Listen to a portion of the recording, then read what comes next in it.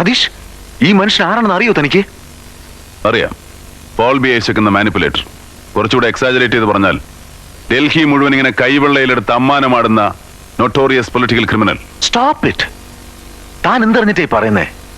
Paul B ഐസക്കിന്റെ ഇപ്പോഴത്തെ portion എന്താണെന്ന് അറിയോ തനിക്ക്? ഡൽഹിയിൽ അയാൾ അറിയാതെ ഒരു ഈച്ച പോലും അനങ്ങില്ല. എല്ലാ പാർട്ടികളും അയാൾക്ക് സ്ട്രോങ് ഇൻഫ്ലുവൻസ് ഉണ്ട്. PMO ഐസക്കും തമ്മിലുള്ള ബന്ധം ഡൽഹിയിൽ ഇന്ന് ഹോട്ട് ന്യൂസ് ആണ്. അങ്ങനെ ഒരാൾക്ക് നേരെയാണ് താൻ ഈ തെളിവുകളുമായി നീങ്ങുന്നെന്ന കാര്യം മറക്കരുത്. തനിക്ക് അയാളെ ഒന്ന് തൊടാൻ പോലും പറ്റില്ല.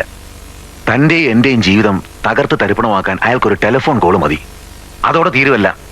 അതുകൊണ്ട് സതീഷ്, താനൊന്ന് ആലോചിച്ചിട്ട്. എനിക്ക് ഈ കാര്യത്തിൽ ഒന്നും ആലോചിക്കാനില്ല. ഈ ബാസ്റ്റഡ്കാരൻ എന്റെ പേഴ്സണൽ നഷ്ടം എത്രയാണെന്ന് അറിയോ തനിക്ക്? ഞാൻ 4 വർഷമായി സ്വപ്നം കണ്ടു എന്റെ ഇമ്പോർട്ട് ലൈസൻസ് ക്യാൻസൽ ആയത്. പിന്നെ നിരപരാധിയായ ചിത്രയുടെ ജീവിതം എന്ത് ബന്ധത്തിന്റെ പേരിലായാലും ശരി, എനിക്ക് അവളെ സഹായിച്ചേ പറ്റൂ. സഹായിക്കണമെന്ന് ഞാൻ പറഞ്ഞില്ലല്ലോ. സഹായിക്കണം, അത് ഞാൻ നിന്നോടൊപ്പം ഉണ്ടാവും.